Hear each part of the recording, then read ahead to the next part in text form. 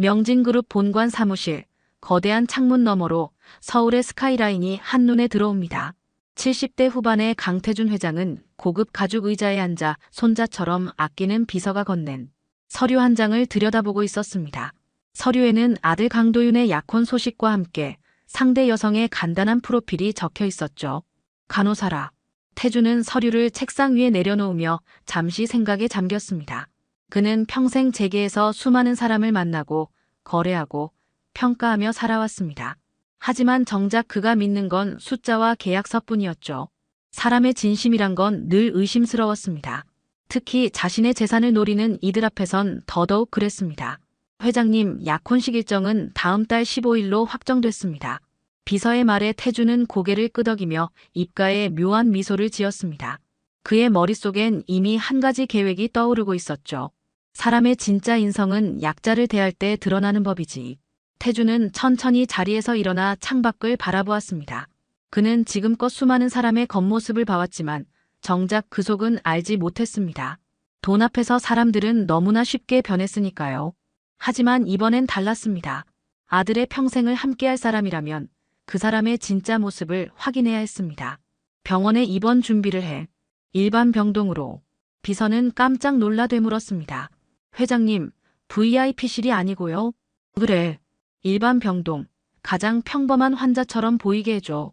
옷도 낡은 걸로 준비하고. 태준의 목소리엔 결연함이 배어 있었습니다. 그는 이번 기회에 직접 확인하기로 마음먹었죠. 아들의 약혼녀가 과연 어떤 사람인지, 돈과 권력이 없는 평범한 노인을 어떻게 대하는지 말입니다.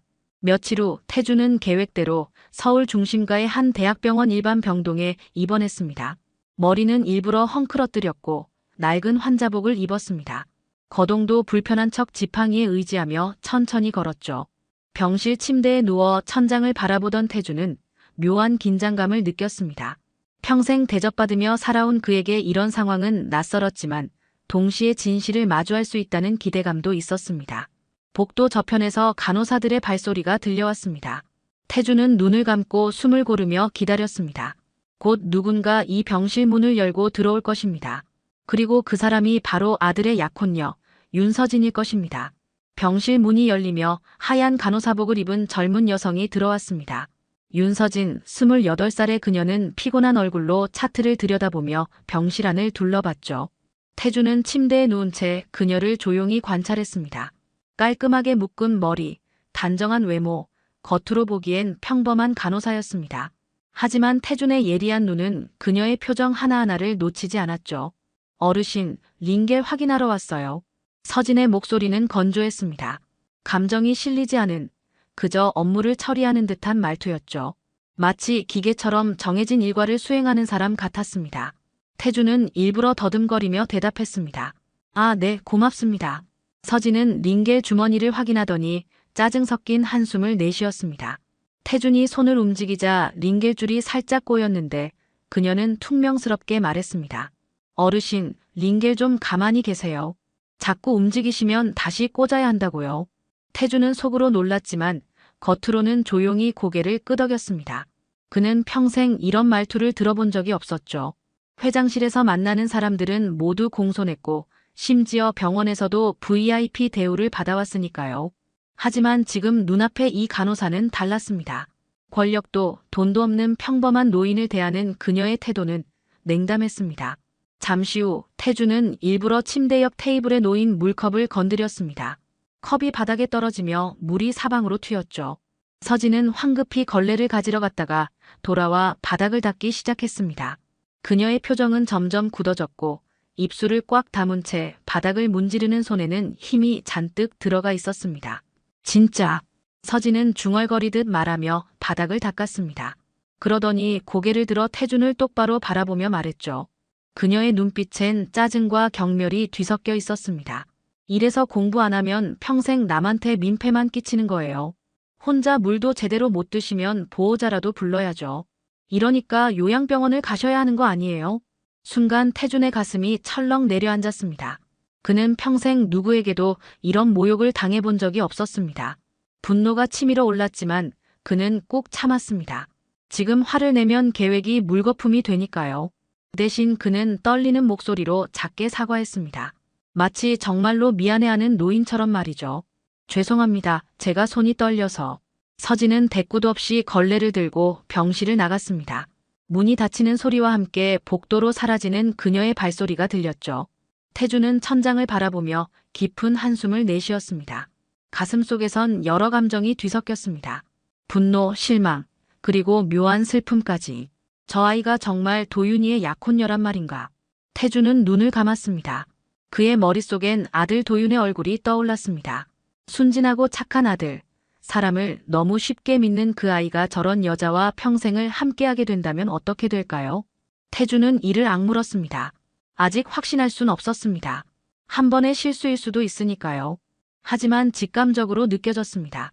저 여자의 본성은 지금 본 것 그대로일 거라고 말이죠. 창밖으로 밤의 어둠이 내려앉고 있었습니다. 이틀이 지났습니다. 태주는 병실에서 조용히 다른 환자들을 관찰했습니다. 복도를 오가는 사람들, 병문안을 오는 가족들, 그리고 간호사들의 모습까지. 그는 평생 돈으로만 사람을 평가해왔다는 걸 새삼 깨달았죠. 누가 얼마를 버는지, 어떤 지위에 있는지만 중요했습니다. 하지만 지금 이 병실에선 모두가 평등했습니다. 아픈 몸을 이끌고 누워있는 환자들, 그들은 그저 치료받기를 바라는 약자들이었죠. 옆 침대의 노인은 밤마다 기침을 했습니다. 보호자도 없이 홀로 누워 천장만 바라보는 그 모습이 태준의 마음을 아프게 했습니다. 평생 재벌 회장으로 살며 느껴보지 못한 감정이었죠. 돈이 없으면 이렇게 외롭게 늙어가는구나 하는 생각이 들었습니다. 그날 오후 서진이 다시 병실에 들어왔습니다. 태준은 일부러 침대에서 일어나려다 비틀거렸고 서진이 황급히 다가와 팔을 붙잡았습니다. 하지만 그녀의 손길은 거칠었죠. 마치 짐을 다루듯 태준의 팔을 잡아 끌었습니다. 어휴, 진짜 혼자 못하시면 미리 말씀하시든가요. 서진은 투덜거리며 태준을 침대에 다시 눕혔습니다.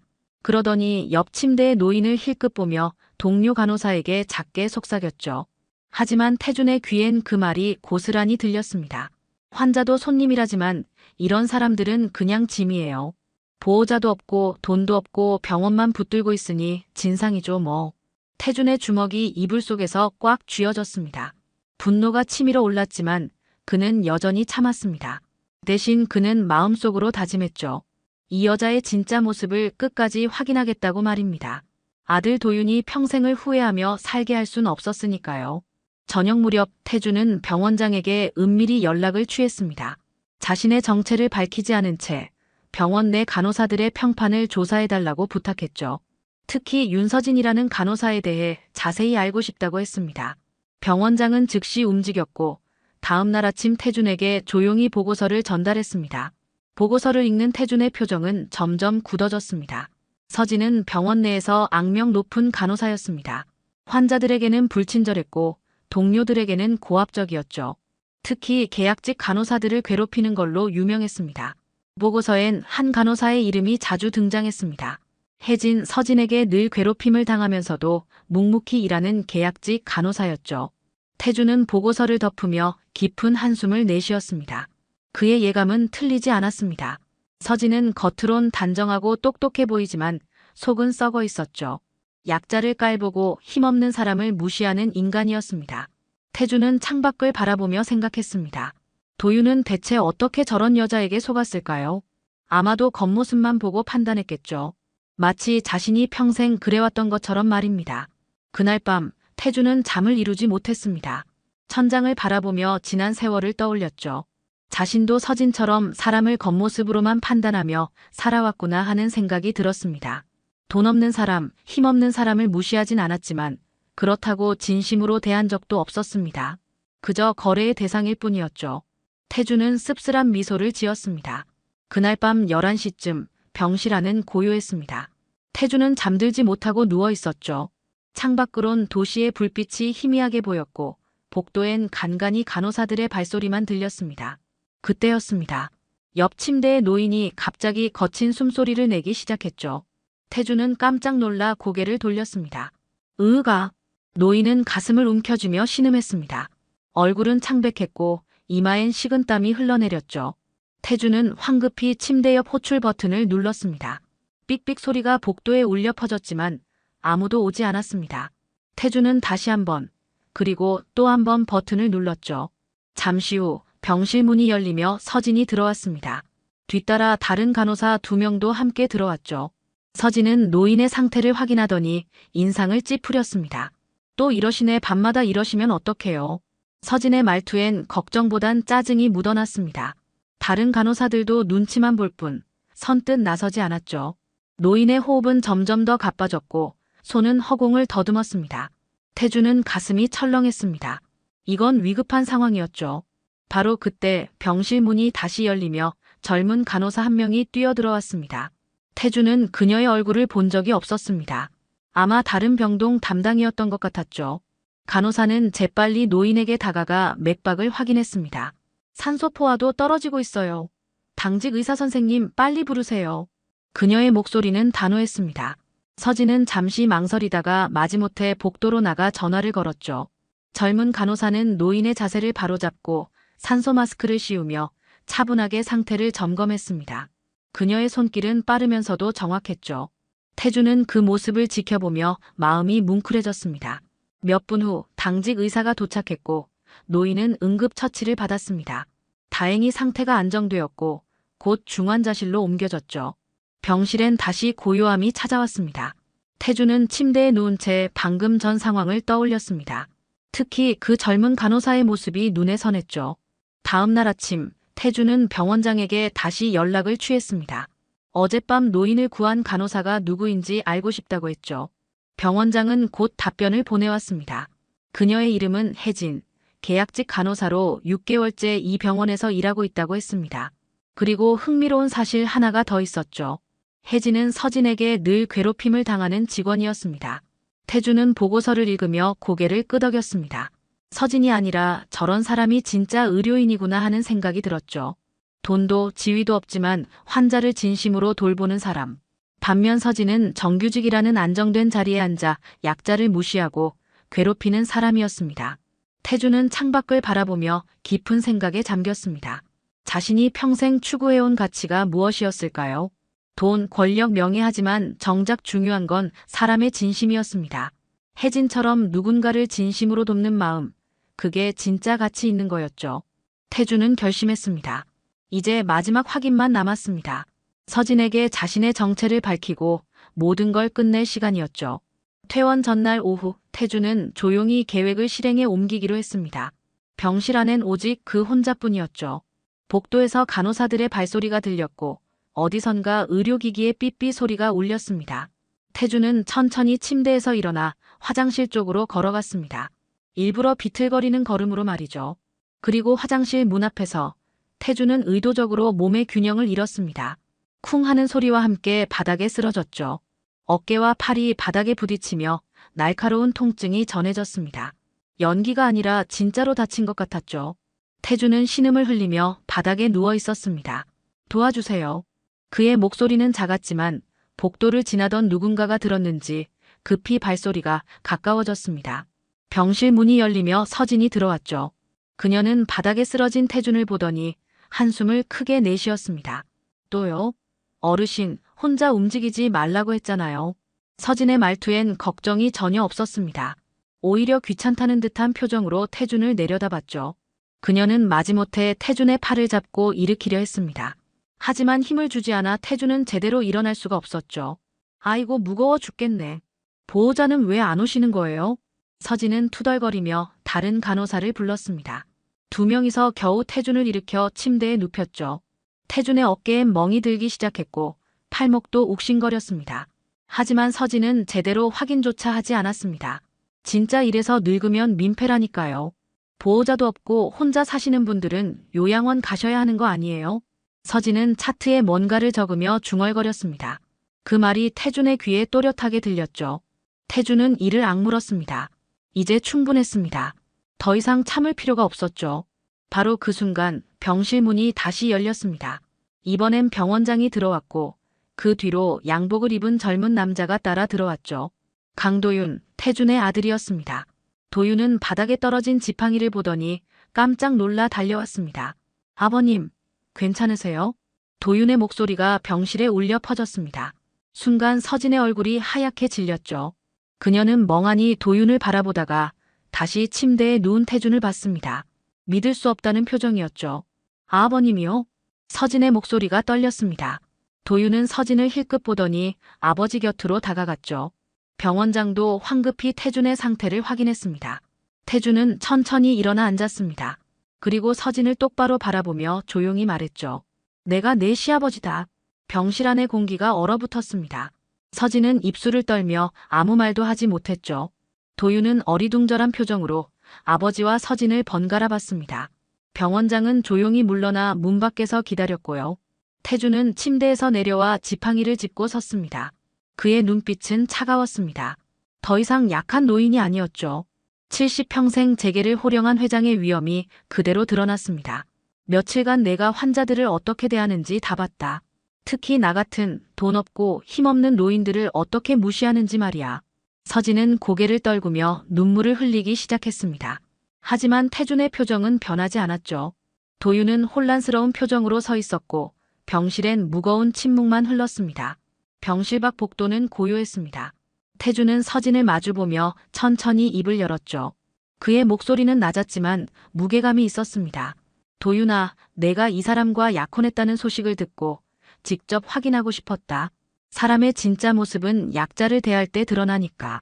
도윤은 아버지의 말에 숨을 죽였습니다. 서진은 여전히 고개를 숙인 채 눈물만 흘렸죠. 하지만 태준은 그녀의 눈물에 흔들리지 않았습니다. 거짓 눈물을 수없이 봐왔으니까요. 서진 씨, 당신은 나를 무시했어. 가난한 노인이라고 보호자도 없다고 공부 안 한 사람이라고 비웃었지. 민폐라고까지 했고. 태준의 말 한마디 한마디가 서진의 가슴을 찔렀습니다. 그녀는 변명하려 했지만 입이 떨어지지 않았죠. 무슨 말을 해도 소용없다는 걸 알았으니까요. 도윤은 충격을 받은 표정으로 서진을 바라봤습니다. 서진 씨 정말 그랬어요? 도윤의 목소리엔 실망이 묻어났습니다. 서진은 고개를 들어 도윤을 봤지만 그의 눈빛은 이미 차갑게 식어 있었죠. 태준은 지팡이를 짚으며 병실 문 쪽으로 걸어갔습니다. 이 결혼은 없었던 일로 한다. 도윤아, 내가 선택한 사람이지만 아버지로선 허락할 수 없구나. 태준은 문을 열고 나갔습니다. 병원장이 복도에서 기다리고 있었고 태준은 그에게 조용히 지시했죠. 윤서진 간호사, 오늘부로 해고 처리해 주시오. 그리고 이 사실은 외부에 알리지 마시오. 병원장은 고개를 끄덕였습니다. 태준은 복도를 천천히 걸어갔죠. 뒤에서 서진의 흐느끼는 소리가 들렸지만 그는 돌아보지 않았습니다. 며칠 후 태준은 집으로 돌아왔습니다. 넓은 저택, 고급 가구, 그리고 수십 명의 직원들. 하지만 그의 마음은 공허했습니다. 분노가 가라앉아 묘한 감정이 밀려왔죠. 서진을 벌했지만 마음이 후련하지 않았습니다. 오히려 씁쓸했죠. 태준은 서재에 앉아 창밖을 바라봤습니다. 그의 머릿속엔 병원에서 봤던 사람들이 떠올랐습니다. 특히 혜진 간호사의 모습이 선명했죠. 밤중에 위급한 환자를 구하던 그녀, 누구도 나서지 않을 때 용감하게 행동했던 그 순간. 태준은 생각했습니다. 자신도 서진처럼 살아온 건 아닐까 하고 말이죠. 나도 결국 겉모습으로 사람을 판단하며 살았구나. 태준은 평생 재산과 지위로 사람을 평가했습니다. 얼마를 버는지, 어떤 회사에 다니는지, 어떤 집안 출신인지. 하지만 정작 중요한 건 그 사람의 진심이었죠. 병원에서 만난 혜진처럼 묵묵히 자기 일을 하며 누군가를 진심으로 돕는 마음. 그게 진짜 가치였습니다. 태준은 비서를 불렀습니다. 그리고 조용히 지시했죠. 병원에 연락해서 혜진이라는 간호사를 찾아봐. 그 사람이 계약직이라던데 정규직 전환을 도와주고 싶네. 하지만 내 이름은 절대 밝히지 마. 비서는 고개를 끄덕이며 나갔습니다. 태준은 다시 창밖을 바라봤죠. 서울의 하늘은 맑았지만 그의 마음속엔 여전히 구름이 끼어 있었습니다. 무언가 채워지지 않는 빈자리가 있었죠. 그건 아마도 진심으로 누군가를 대해본 적이 없다는 허전함이었을 겁니다. 태준은 생각했습니다. 이제라도 늦지 않았을까 하고 말이죠. 아직 배울 게 남아있다는 걸 70평생 처음으로 깨달았습니다. 돈이 많다고 사람이 되는 게 아니라는 것. 진심 하나가 누군가를 살리기도 하고 망치기도 한다는 것을 말입니다. 2달이 흘렀습니다. 태준은 일상으로 돌아왔지만 병원에서의 경험은 그의 마음속에 깊이 남아 있었습니다. 회의를 하고 서류에 사인하고 사람들을 만나는 일상. 하지만 예전과는 달랐죠. 그는 사람을 대할 때 조금 더 신중해졌고 말 한마디에도 무게를 두기 시작했습니다.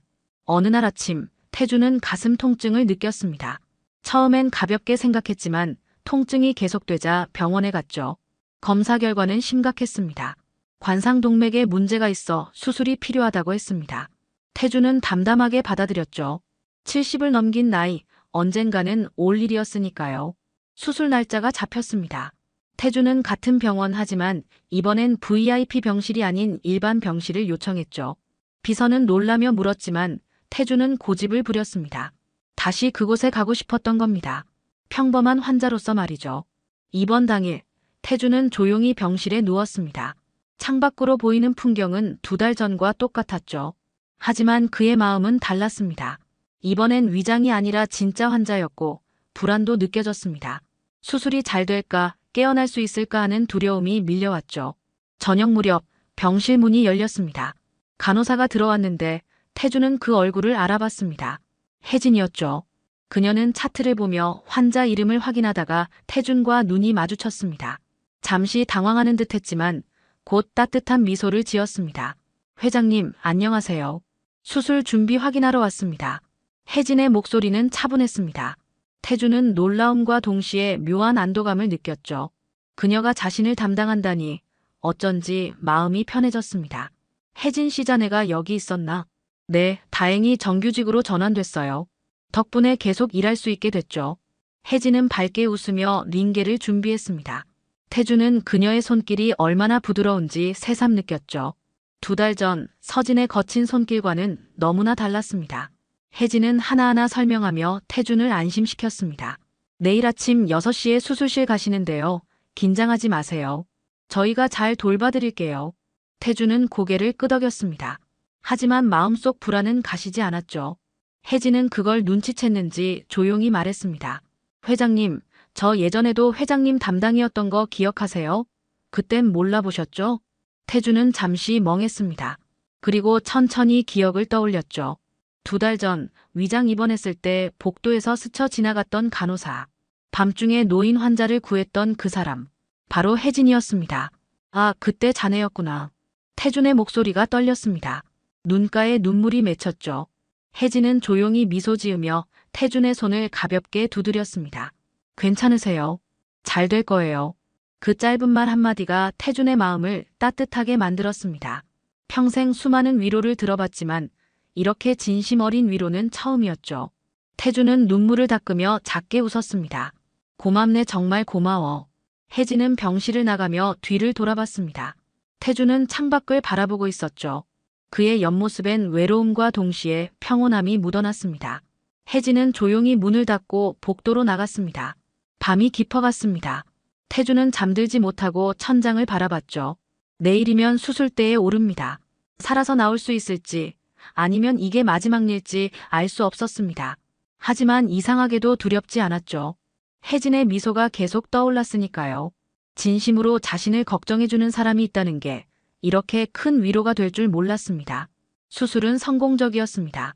태준은 사흘 만에 의식을 되찾았고 일주일 후엔 걸을 수 있을 정도로 회복했죠. 퇴원날이 정해졌고 태준은 병원 생활을 정리하기 시작했습니다. 하지만 그는 곧바로 집으로 돌아가고 싶지 않았습니다. 무언가 마무리해야 할 일이 남아있는 것 같았죠. 퇴원 당일 오후 태준은 비서에게 차를 돌려보냈습니다. 혼자 걷겠다고 했죠. 비서는 걱정스러운 표정이었지만 태준의 단호한 눈빛에 물러설 수밖에 없었습니다. 태준은 지팡이를 짚고 천천히 병원 복도를 걸었습니다. 복도는 여전히 분주했습니다. 환자들이 오가고 의료진이 바쁘게 움직였죠. 태준은 그 모습을 하나하나 눈에 담았습니다. 2달 전 이곳에서 그는 많은 걸 배웠습니다. 돈이 많다고 사람이 되는 게 아니라는 것, 진심 하나가 누군가를 살리기도 하고 망치기도 한다는 것을 말이죠. 태준은 병원 구내식당 앞을 지나다 멈춰 섰습니다. 식당 유리문 너머로 혜진이 보였죠. 그녀는 동료 간호사들과 함께 식사를 마치고 나오는 중이었습니다. 태준은 잠시 망설이다가 그녀를 불렀습니다. 혜진 씨. 혜진은 고개를 돌렸고 태준을 보자 환하게 웃었습니다. 동료들에게 먼저 가라고 손짓한 뒤 그녀는 태준에게 다가왔죠. 회장님, 벌써 퇴원하세요? 건강 좀 어떠세요? 덕분에 잘 회복했네. 자네가 잘 돌봐줘서 말이야. 태주는 잠시 말을 멈췄습니다. 하고 싶은 말이 많았지만 어디서부터 시작해야 할지 몰랐죠. 혜진은 조용히 기다렸습니다. 태주는 천천히 입을 열었습니다. 그날 자네가 나한테 미소 지어준 게 기억나네. 그 미소 덕분에 내가 아직 사람이라는 걸 깨달았어. 혜진은 잠시 놀란 표정을 지었습니다. 그러다 부드럽게 웃으며 말했죠. 그날 환자분이 사람답게 말해주셔서 저도 힘이 났어요. 보통 환자분들은 간호사를 무시하거나 함부로 대하시는데 회장님은 달랐거든요. 태주는 고개를 끄덕였습니다. 그 말이 가슴에 와닿았죠. 자신이 위장 환자로 있을 때 그는 진심으로 약자의 입장이 되어봤습니다. 그리고 그제야 사람들의 진짜 모습을 볼 수 있었죠. 돈이 많다고 사람이 되는 게 아니더군. 진심 하나가 사람을 살리기도 하고 망치기도 하지. 태준의 목소리는 잔잔했습니다. 혜진은 조용히 그의 말을 들으며 고개를 끄덕였죠. 두 사람은 잠시 말없이 서 있었습니다. 복도엔 사람들이 오갔지만 그들만의 고요한 시간이 흘렀습니다. 자네 같은 사람이 더 많아지길 바라네. 진심으로 누군가를 돌보는 사람 말이야. 회장님도 그런 분이세요. 저 오늘 알았어요. 진짜 훌륭한 분은 겉모습이 아니라 마음으로 알 수 있다는 걸요. 혜진의 말에 태주는 미소 지었습니다. 70평생 처음으로 누군가에게 진심 어린 칭찬을 들은 것 같았죠. 그는 고개를 숙여 인사하며 말했습니다. 고맙네. 정말 고마워. 태주는 병원 정문을 향해 천천히 걸어갔습니다. 뒤돌아보니 혜진이 손을 흔들고 있었죠.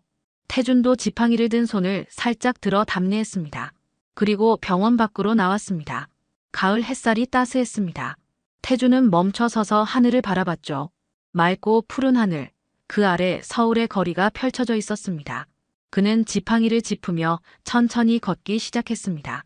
승용차도 운전기사도 비서도 없이 말이죠. 길을 걷다 태준은 다시 병원 쪽을 돌아봤습니다. 유리문 안쪽에서 젊은 간호사 한 명이 환자에게 물을 건네며 웃고 있었죠. 태준은 잠시 멈춰 서서 그 모습을 바라봤습니다. 그리고 조용히 미소 지었습니다.